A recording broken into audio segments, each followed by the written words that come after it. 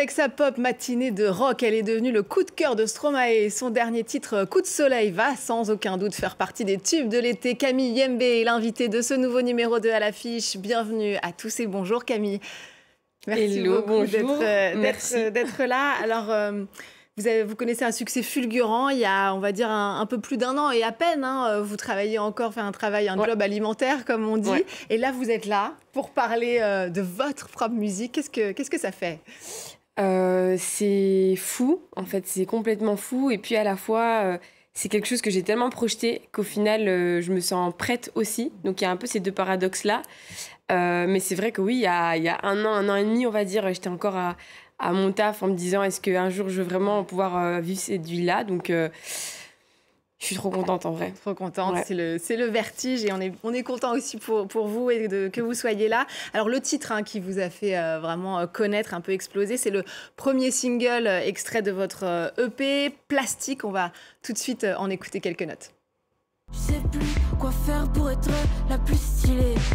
Ce soir, j'ai enfilé une peau en plastique pour éviter de tout casser encore. Une fois, j'ai enfilé une peau en plastique pour pouvoir la jeter au sol. Mille fois, j'ai enfilé une peau en plastique.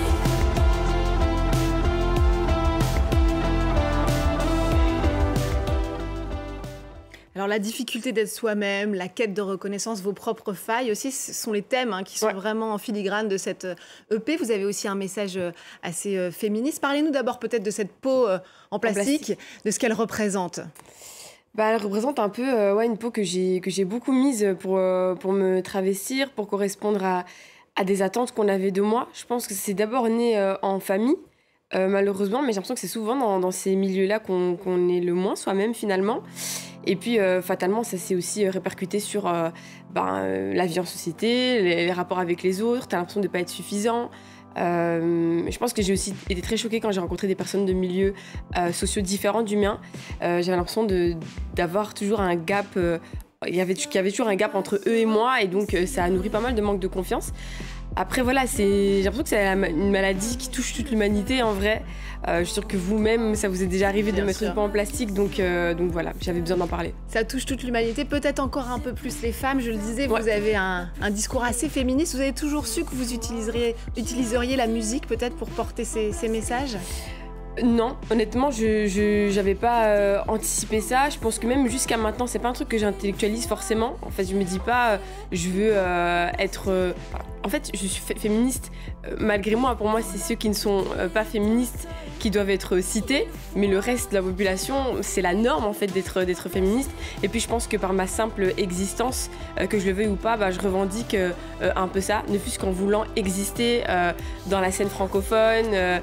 Avec tout ce que ça représente, avec toute mon identité. Donc en fait, c'est quelque chose qui vient naturellement. Vous écrivez aussi pour d'autres. D'ailleurs, c'est un peu comme ça que vous êtes venu à la musique. Ouais. Vous écrivez pour le rappeur Tiakola, pour Eva Queen, Stéphie Selma. Ouais. Mais maintenant, c'est vous la priorité. Vous le disiez un peu au début et vous le dites sans détour sur votre titre Encore. On écoute. Putain, je suis pompée, j'ai trop bu de rouge. J'ai fait mes affaires, aujourd'hui je bouge. Je me suis cassé vu que je lui cassais les couilles. Putain, je suis pompée, j'ai trop bu de rouge. J'ai fait mes affaires, aujourd'hui je bouge. Je me suis cassé vu que je lui cassais les couilles. Je l'ai peut-être pas dit, mais j'en voulais encore. Plus de succès, de posters de moi qui font le décor. Plus de néons sur ma gueule, est-ce que je le mérite? Moi je suis qu'une môme qui rêve, je ne suis pas de l'élite. Je t'ai peut-être pas dit, mais j'en voulais encore. Plus de succès, de posters de moi qui font le décor. Plus de néons sur ma gueule, est-ce que je le mérite? Moi je suis qu'une môme qui rêve, je ne suis pas de l'élite. Tu te demandes si je suis tombée sur la tête à parler d'espace, de chimère. Plus de succès, plus de posters de moi qui font le décor. Vous vous sentez maintenant prête justement à assumer cette envie de succès, à vous l'autoriser? Je pense, je me sens prête.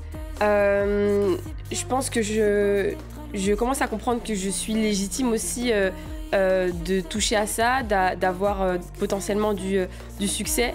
Et donc oui, je me l'autorise. Cette chanson, elle me fait beaucoup de bien. Honnêtement, je pense que c'est ma préférée du EP parce que je pense que c'est un message que je voulais envoyer d'abord à moi-même. C'est un projet très, très égoïste à la base. C'était destiné d'abord à moi. Et c'est vrai que m'entendre dire ça, m'entendre le dire tout haut devant les gens, ça me force aussi à me dire ok, c'est dit, c'est dit. Tu peux plus te cacher derrière un masque ou une fausse modestie ou quoi que ce soit. Tu peux assumer en fait tes prétentions et c'est ok d'avoir cette vision là quoi. Et puis c'est un message qu'on a pu retrouver chez des artistes impressionnantes, Beyoncé, Rihanna, elles aussi, elles ont ce discours de puissance, de revendication, de leur succès. Exact. C'est des modèles aussi pour vous? Bien sûr, c'est des modèles, ça booste. C'est vrai que c'est marrant parce que vous parliez d'artistes finalement américains. Ouais. Des américaines, c'est vrai que ça a été des grands exemples pour moi parce que y a une histoire aussi d'identification quand je les vois, où je vois qu'elles me ressemblent, donc ça donne de la force. Et puis même quand j'ai fait ce morceau Encore, je le disais, c'était une démarche à la base égoïste dans le sens où j'avais besoin de moi le dire. Et puis je me suis rendu compte que ça a fait aussi du bien à d'autres femmes de l'entendre. C'est d'ailleurs comme ça que j'ai commencé à faire des capsules où j'ai demandé aux filles de mon public de me rejoindre. Et quand j'ai vu toutes ces femmes chanter en chœur ces paroles-là, je me suis dit, ok, c'est fort, ça fait du bien d'être ensemble et de porter un discours aussi décomplexé, en fait, avec l'ambition et avec nos visions, quoi. Et aussi, vous le dites très bien, ici, en Europe, en Belgique ou en France, où cette culture du succès est quand même moins présente qu'aux États-Unis. Alors, on parle d'influence. Vous êtes né à Bruxelles, d'une mère belge, d'un père congolais. Vous avez quitté votre foyer familial assez tôt, je crois, à 16 ans, avec une histoire pas simple. La musique, à ce moment-là, c'était un refuge aussi pour vous? Je pense que c'était un refuge. Je pense que c'est le dernier truc qui me restait à moi de positif et en vrai c'était quelque chose qui s'apparentait un peu à une lumière au bout du tunnel. Je me disais ok, il y a ça que tu regardes de loin, c'est peut-être que c'est ça ton futur, ton avenir, et le fait d'avoir ça comme ça en perspective, ça me permettait aussi de tenir. Je me sentais bonne aussi à ça, et le fait de se sentir talentueuse dans quelque chose, ça me faisait énormément de bien aussi. Donc oui, je me suis beaucoup réfugiée dans ça, à ce moment-là. Alors, on a parlé de Rihanna, de Beyoncé. Vos influences vont bien plus large que ça. De Thom Yorke de Radiohead à Aznavour, de Damso à Redcar, ex-Christine and the Queens. Mais une de vos grandes références, c'est l'artiste Stromae, dont vous adorez le travail et qui vous a d'ailleurs fait un beau retour d'appareil, comme on dit, sur une grande chaîne de télévision belge. On regarde quelques images. Bonjour, c'est donc Stromae, comme vous avez pu le remarquer. Et pour la semaine de la musique belge, je tenais à soutenir une artiste qui s'appelle Camille Yembe. Est-ce que tu me passerais une cigarette? J'avoue, je fume pas, mais je peux le faire. Pour toi, c'est mal, j'irai sur mon enfer. Je sais plus quoi faire pour être la plus stylée ce soir. En fait, c'est le rappeur bruxellois Gandhi, que je connais depuis très longtemps maintenant, qui m'a fait découvrir sa musique. Il m'a fallu un petit peu de temps pour rentrer dedans, et en même temps, quand je l'ai redécouvert sur Typique, j'ai vraiment beaucoup apprécié et je me suis vraiment dit, en fait, elle a vraiment une super belle voix et c'est très bien produit. J'ai enfilé une peau en plastique pour éviter de tout casser encore une fois. Alors, réaction, j'imagine, quand vous avez vu ça, c'était sur un nuage. C'est une folie. Franchement, c'est vraiment une folie. Pour moi, il représente vraiment le GOAT dans la musique francophone. J'ai tout épluché de lui. C'est-à-dire que je suis fan de sa musique, mais avant d'être fan de sa musique, je suis fan de la manière dont il a géré sa carrière, son évolution, son ascension. Et du coup, c'est vrai que dans des moments... j'ai beaucoup douté dans ma vie. Et voir qu'une personne que tu admires te rend à son tour une forme, pas une forme d'admiration, mais en tout cas une forme de validation, ça booste énormément. Comme je le dis tout le temps, je pense qu'il n'est pas au courant, mais ça a énormément contribué à ce que je prenne aussi en confiance, en muscle, que je me dise, ok, si lui, il entend c'est bon et que moi j'entends que c'est bon, ça veut dire qu'on est sur une vérité commune, il y a quelque chose qui se passe vraiment. Et ouais, non, mais c'est fou. Franchement, c'est complètement fou. Ça n'a aucun sens. Juste un petit mot, les Belges, vous avez une potion magique pour faire sortir, émerger des talents. Tout le monde vient de là. Franchement, je sais. Pourtant, on a un petit pays, mais je sais pas, quelque chose, je sais pas. Tant mieux, je suis belge. Mais grand par sa musique, en tout cas, ça c'est sûr. On termine toujours, Camille, avec un coup de cœur. Et là, vous avez choisi la musique, c'est Théodora. Pourquoi est-ce que vous aimez son univers ? Je la trouve très talentueuse, je la trouve très audacieuse aussi. Là où on est un peu encore dans une période où on a envie de classer les gens dans des genres, etc. Elle est arrivée, elle a bousculé directement, elle s'est assumée dans divers genres. Son dernier, sa réédition d'album, t'as des featuring avec plein de personnes différentes, dont Juliette Armanet, c'est mon morceau préféré.